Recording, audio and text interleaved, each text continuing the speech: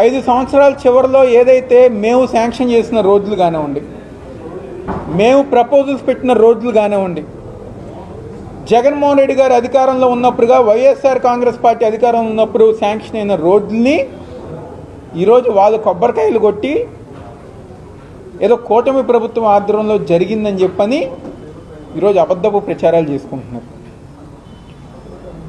ఈరోజు ప్రజల దగ్గరికి వెళ్లకుండా ప్రజల దగ్గరికి ఎక్కడికి వెళ్తే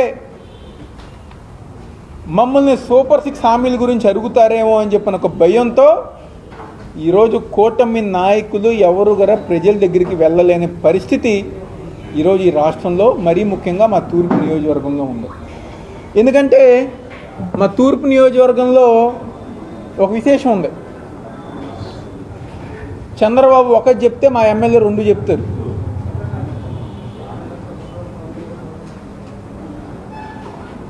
ఎందుకంటే ఇక్కడ ఉంది ఒక డూప్ చంద్రబాబు. ఆయన ఏదో చెప్తే ఆయన దానికి ఇంకొక 2 ఆకులు ఎక్కువ వేసి చెప్తారు. ఈరోజు ఏదైతే చెప్పారో ఈరోజు ప్రజల దగ్గరికి వెళ్తే ఎక్కడ అరుగుతారు అని చెప్పిన ఒక భయంతో ఈరోజు ప్రజల దగ్గరికి వెళ్ళలేని పరిస్థితి. ఈరోజు ఆ రోజు బాండ్లు ఇచ్చారు కదా, సూపర్ 6 హామీలు మేము అమలు పరుస్తామని చెప్పని ఈరోజు చంద్రబాబు సైన్ చేసిన బాండు ఆ రోజు ప్రతి ఇంటికి పంచారు కదా.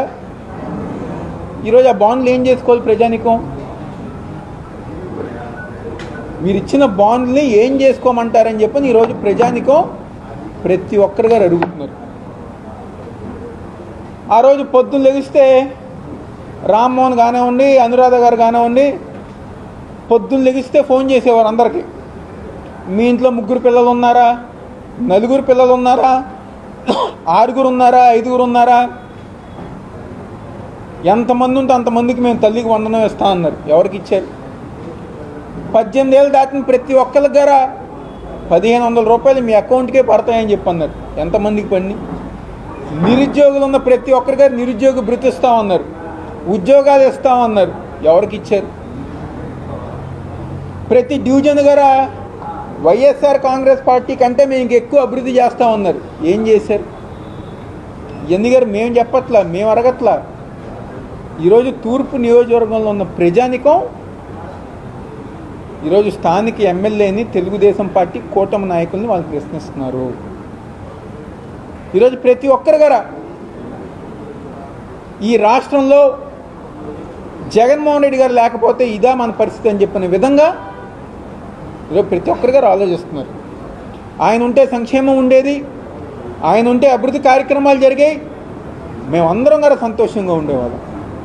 ఈరోజు ఒక కొత్త స్కీమ్ P4 అని చెప్పని ప్రజానికం ప్రతి ఒక్కరిగా గుర్తుపెట్టుకోవాలి. P4 అంటే స్కీమ్ కాదు, అది స్కాము. సూపర్ 6ని మర్చిపోవటానికి, సూపర్ 6ని పక్కన పెడటానికి ఈరోజు P4 అని చెప్పని ఒక కొత్త స్కామ్ని చంద్రబాబు గారు తీసుకొచ్చారు. నాకు మొన్న ఒక పెద్ద ఆయన కలిశారు, చంద్రబాబు గారి పాత ఫ్రెండు. మీ ఆంధ్ర ప్రజలు, ఆయన తెలంగాణ, మీ ఆంధ్రప్రదేశ్ ప్రజలు అందరు గారా ఆలోచించుకోవాలి అంటే ఏ విషయం మీరంటే P4 మీరు అన్నారు.